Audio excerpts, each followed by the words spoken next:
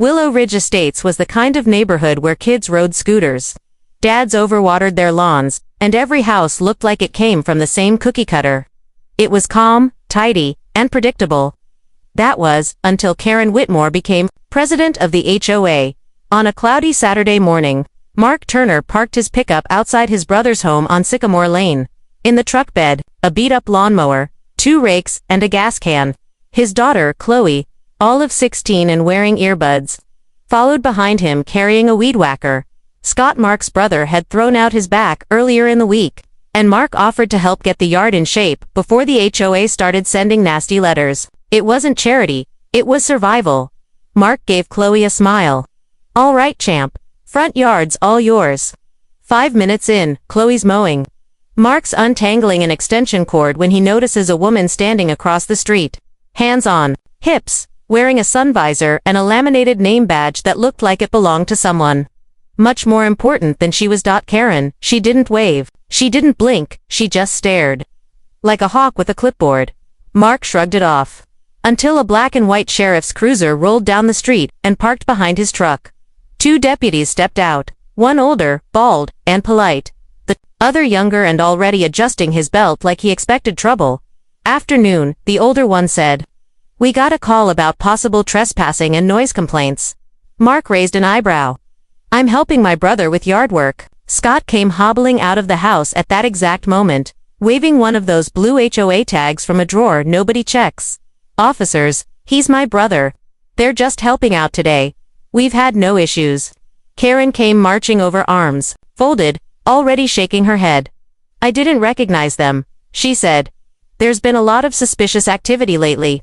I was just being cautious." "Suspicious, how?" Mark asked, his tone sharpening.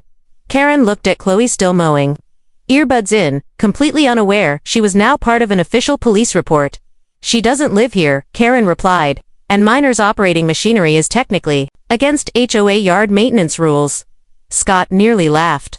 "That's not a real rule, Karen." Karen didn't blink. "It's in Section C, Subheader 4. Unauthorized equipment operation. I suggest you read the manual, Scott."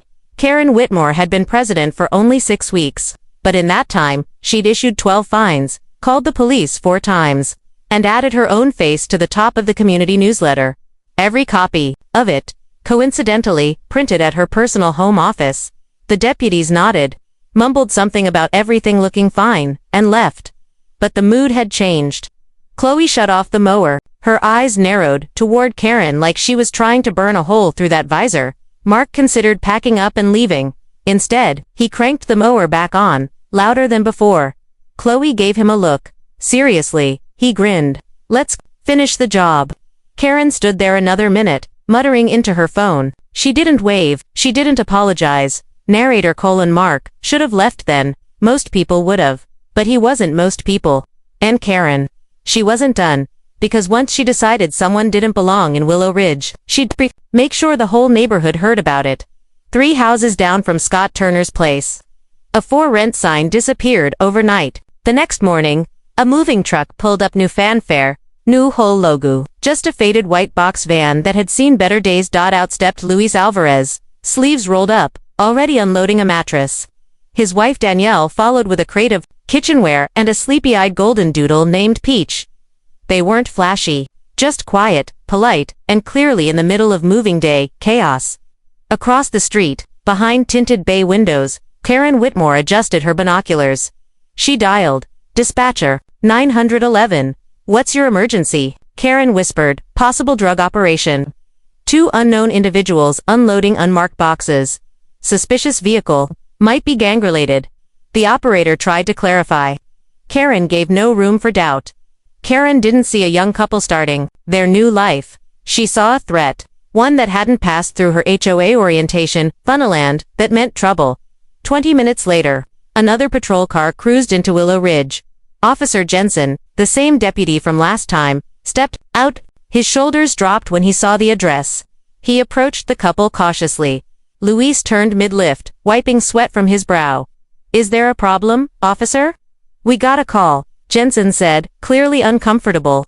"Something about suspicious activity." Danielle laughed, confused. "We're moving in. Luis reached into his wallet and handed over a lease agreement. Jensen barely glanced at it before sighing. "I'm really sorry," he said. "This happens more often than it should around here." Karen came power-walking across the street, clipboard in hand. "They didn't get HOA clearance," she snapped. No tenant registration form was filed. Danielle blinked. "We signed a lease with the landlord." "That's it." Karen held up a wrinkled packet like it was a court summons. "You were supposed to file a temporary occupancy request form within 72 hours of the lease signing." Page 3, Section 5. Jensen cut her off. "Ma'am, there's no law being broken here." Karen scoffed. "Then why is your cruiser here?" He turned away without answering. Luis was a high school chemistry teacher. Danielle worked 12-hour shifts at the hospital, mostly with kids recovering from surgery, but none of that mattered to Karen. She'd seen their moving truck and decided, not our kind, by sunset. Danielle had posted in the Willow Ridge neighborhood app, "We just moved in. Sorry if we disrupted the local surveillance program." It got 43 likes. And one angry comment from Karen. "Security isn't a joke." The next morning, Luis found a letter taped to their mailbox. No envelope, no name, just one sentence. "We watch everything." He chuckled at first, but Danielle didn't. She started checking the locks twice before bed. They weren't paranoid, not yet, but they were learning fast. Ever been welcomed to a neighborhood like this? Karen thinks she's just getting started, but when her next call targets the wrong person, things begin to spiral out of her control. It didn't take long for Karen Whitmore to shift gears. Her clipboard wasn't enough anymore. Not for what she had planned next. Karen started logging license plates, every visitor, every parked contractor van, every DoorDash driver. She kept a spiral-bound notebook full of dates, times, vehicle makes, and hand-drawn maps. And then she started posting. On Nextdoor, on Facebook. Even on the HOA community board by the pool. One of the first photos she uploaded was of a blue sedan parked near the corner of Evergreen and 5th. The caption read, "Unknown vehicle, possibly gang-affiliated.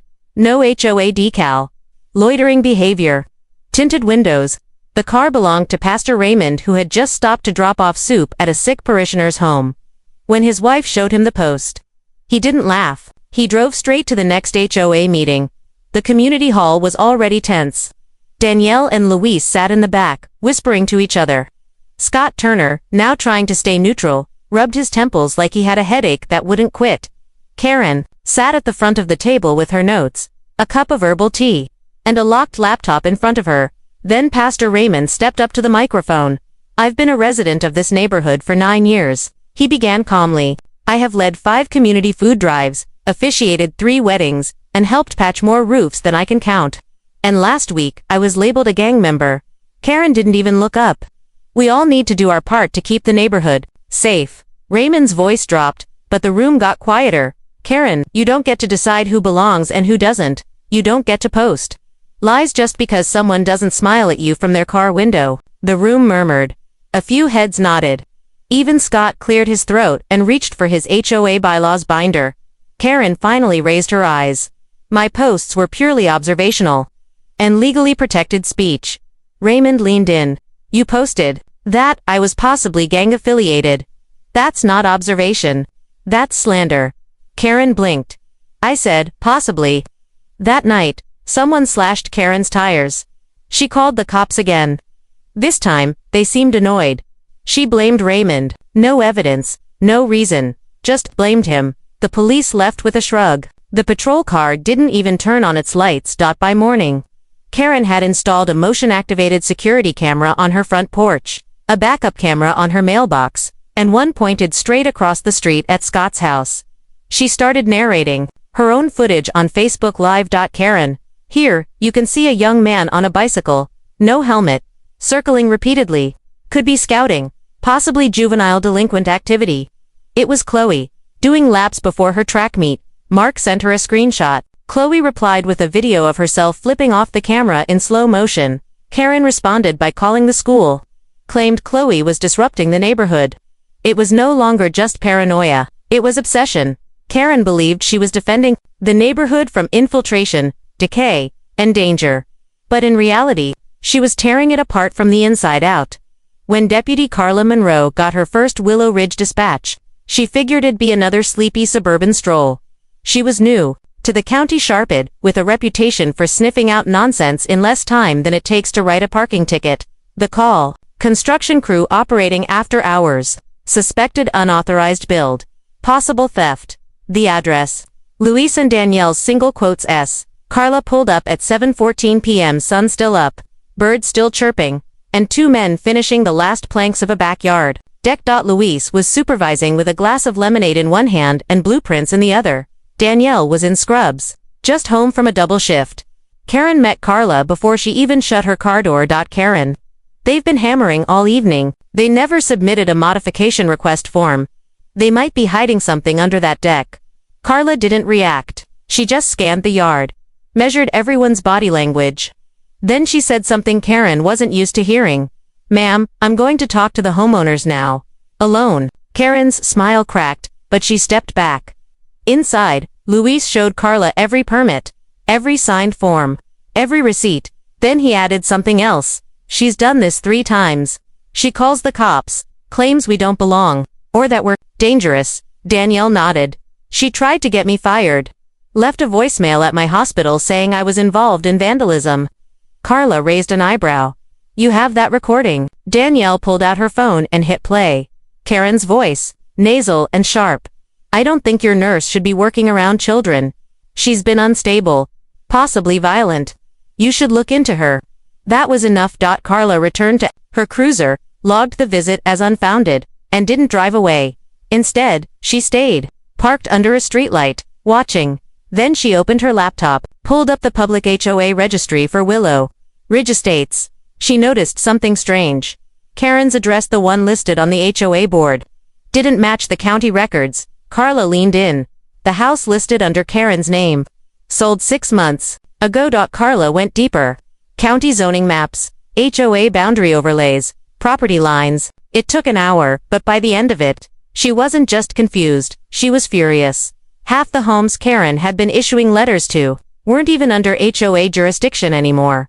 Turns out, illegal redistricting had shifted the boundaries, quietly, just before Karen became HOA president, but Karen never told anyone. In fact, she'd been sending out fines to homes no longer required to follow any HOA rules. And those people, most of them had one thing in common: they weren't white. Carla didn't go back to headquarters. She went to Scott Turner's house, the former board secretary, the one who had a binder for everything. He greeted her at the door holding a mug that said, "I survived the HOA." "Scott, I knew something was off. I just didn't know where to look." Carla sat at his dining table with the maps, the meeting minutes, the fines.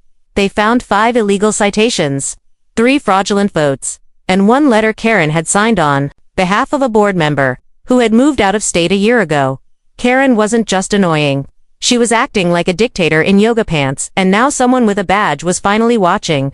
It started with a delivery that never made it to the porch. Luis had ordered new outdoor lights. Danielle got the delivered notification, but when she got home, nothing. Not even the box. They didn't think much of it. Until it happened. Again. And again. Mark Turner lent them one of his spare Ring cameras, just to test. He set it discreetly under the porch railing, pointed toward the front walk. 3 nights later, they caught something at exactly 11:27 p.m. A figure in a floral windbreaker crept up their lawn. She carried a can of red spray paint. On the wall near the garage, she sprayed. "Go back where you came from." Danielle stood frozen, remote in hand, staring at the footage in disbelief. Karen, visor clipboard, same Crocs, on camera, in full color, caught red-handed, literally. Luis didn't speak. He just uploaded the video. First to the HOA Facebook group, then to Nextdoor, then, after much hesitation, to Reddit. By morning, the video had 14,000 views and a trending tag, #Visor Vigilante. Karen woke up to a swarm of comments, notifications, and 2 reporters knocking at her door. She didn't answer, but she did post a long-winded message to the community board claiming the footage had been manipulated using AI, that she was being framed by tech-savvy radicals. The HOA board couldn't ignore it anymore. They called an emergency meeting. Scott Turner, trying to stay diplomatic, opened the meeting with a deep sigh.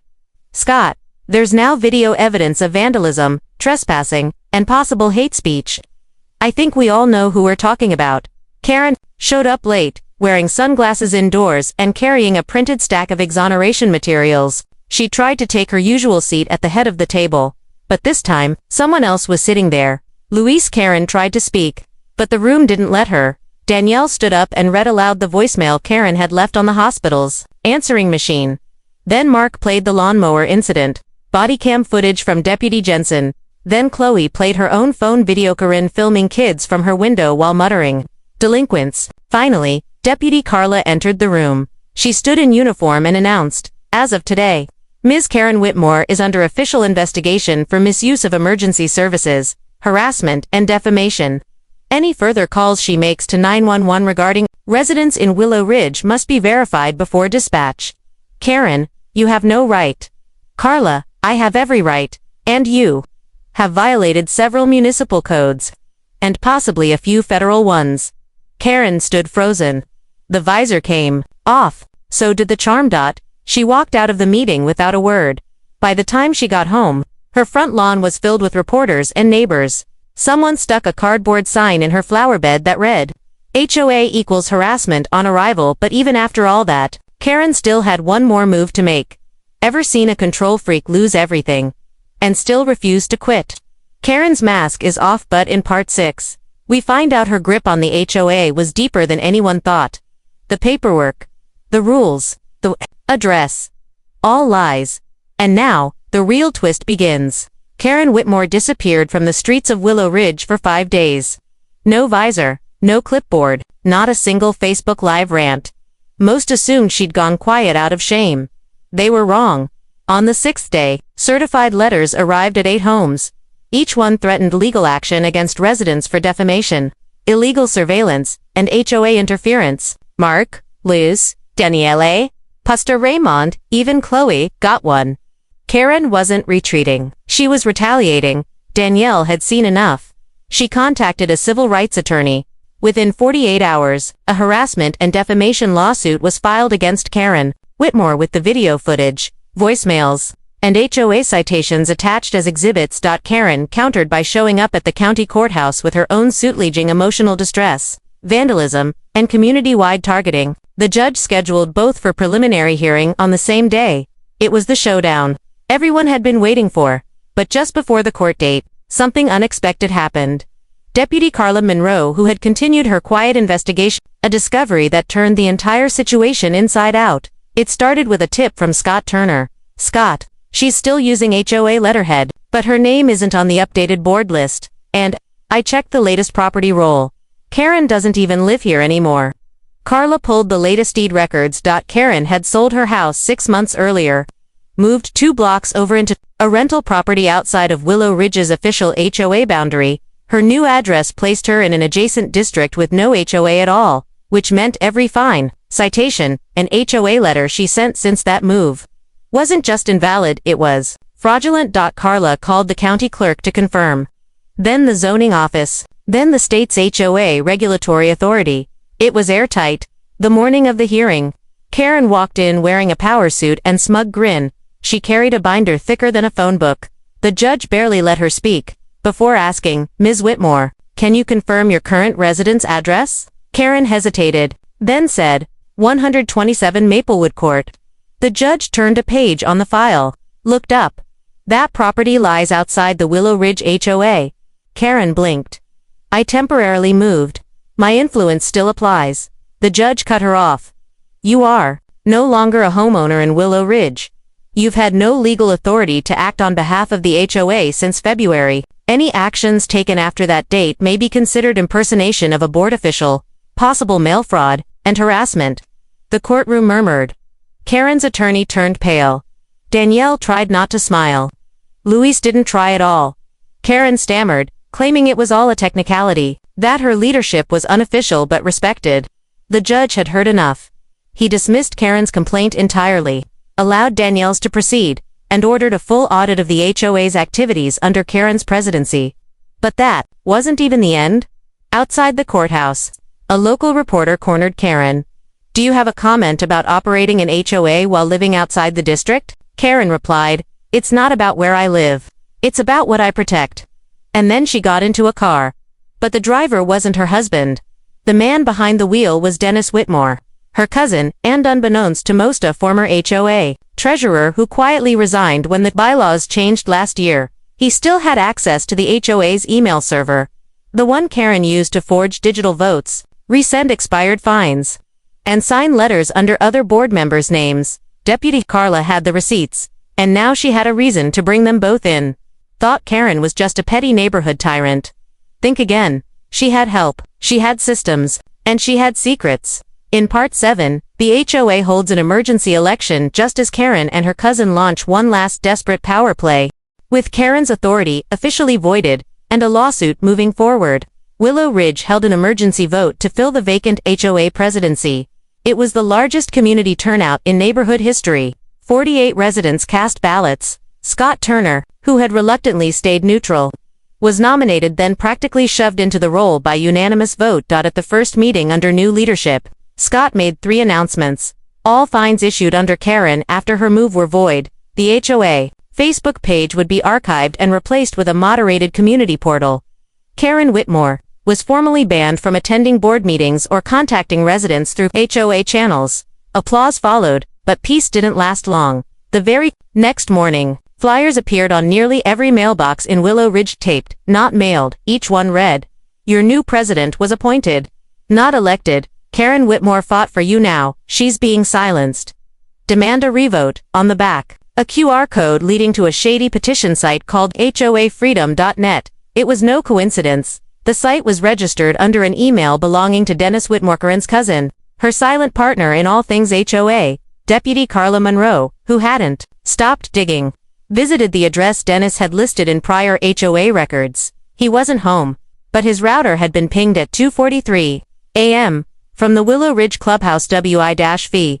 The same time the flyers were printed using the Clubhouse printer, a printer that now had logs. Thanks to Scott's new IT guy, Karen had been locked out of the system, but Dennis hadn't, because no one ever changed the treasurer credentials. Carla submitted her findings to the state HOA Oversight Division. This was no longer about neighborhood drama. This was digital trespass, fraud, possibly criminal impersonation. Meanwhile, Scott gathered the board. "Scott, we were naive. We thought booting her out was enough. It wasn't. She's still operating like she runs this place." Louise stood up. "Let's hit her where it hurts." Danielle grinned. "Paper." Within 48 hours, they filed a cease and desist. Then they filed for a restraining order, and finally, after tracking down more unauthorized letters, fake warnings, and false petitions, they filed a criminal complaint against Dennis. Pastor Raymond led a community prayer that Sunday. "Lord, we thank you for neighborhood unity and security cameras." By Monday, Dennis was served. His face turned red as Carla handed him the envelope on his own driveway. But even then, Karen wasn't done. She showed up that evening outside the clubhouse with a megaphone. "Karen, you've been lied to. Your elections were rigged. Your freedom is being stolen by people who don't even belong here." She pointed at Danielle, then Louise, then Pastor Raymond. The crowd was stunned. Chloe Turner was the first to speak. "Karen, you don't even live here." Then came the slow clap, started by Scott, joined by Mark. And finally, the rest of Willow Ridge. Karen's voice faltered. Her megaphone sputtered. And then, from the back of the crowd, came Carla. "Deputy Carla. Karen Whitmore, step away from the clubhouse. You're in violation of a temporary restraining order." Karen turned, but there was nowhere to go. She dropped the megaphone, walked away, but before she disappeared around the corner, she looked back with a smile that didn't match her eyes. "Karen, this isn't over. It never is." And she was right, because the next call wouldn't be made by her. Think it's finally over. Think again. In Part 8, the final twist hits like a thunderclap when the real authorities show up, not to stop Karen, but to arrest her for something no one saw coming. Don't miss the ending. 2 weeks passed. The flyers stopped, the clubhouse printer was locked, and Karen Whitmore vanished, at least, from Willow Ridge. The lawsuit continued. Deputies stayed on alert. Residents slowly returned to porch talks, dog walks, and Saturday barbecues. Scott Turner finalized the audit. Danielle and Louise started planning a baby shower. Chloe got a medal at her track meet. For the first time in months, the neighborhood could breathe. Then came the knock. At 7:42 a.m. A black SUV pulled up in front of a house 2 streets over Karen's current residence. Not a squad car. Not the sheriff. It was the Department of Justice. Deputy Carla Monroe stood on the curb, watching from across the street. She wasn't part of the arrest team, but she was the reason they were here. 3 weeks earlier, Carla had filed a federal report after uncovering something hidden in the HOA's email server. C. Karen's harassment hadn't just been personal, it had been profitable. Inside the emails was a paper trail of forged fines. Dozens of them, some $25, others $100, and 2 residents who had no idea they weren't actually required to pay them. Each fine listed a P.O. box registered under a dummy LLC. The account belonged to Karen Whitmore, under a name she hadn't used in years, K. Wheeler Property Management. She'd collected over $18,000 in HOA violation fees from residents who were no longer even part of the HOA, and she kept every cent. Wire fraud, mail fraud, impersonation, misuse of federal systems. The FBI didn't care about her visor, or her megaphone, or her clipboard. They cared about the stolen money, the forged documents, and the use of HOA authority for personal gain. Karen opened the door in a robe and slippers, said nothing, didn't resist. But the camera, someone in the neighborhood, used to film her arrest. Caught it all, it went viral. Again, #Karen cuffed trended for 3 days. At the next HOA meeting, there was no shouting, no chaos, just snacks and laughter. Scott read from a prepared statement.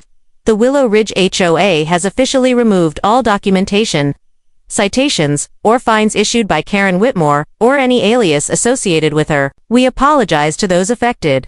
Then Luis raised his hand. Motion to rename the clubhouse. Laughter erupted. Danielle added, seconded, let's call it the Peace House. Even Pastor Raymond chuckled. And that's how Willow Ridge finally healed. But on the edge of the crowd, Carla stood quietly, because she knew something no one else did. The fake LLC Karen used. It wasn't created alone. 2 other names were listed as early co-signers. One was Dennis Whitmore, the other an unknown name, later traced to another neighborhood HOA. 3 counties over. Karen had done this before, and odds are she'd try again. But next time, the clipboard won't protect her, because the neighborhood figured it out. HOA doesn't mean harass our area. It means hold off authorities, especially when that authority wears a visor and makes late-night 911 calls over kids riding bikes. Have you ever had a neighbor like Karen?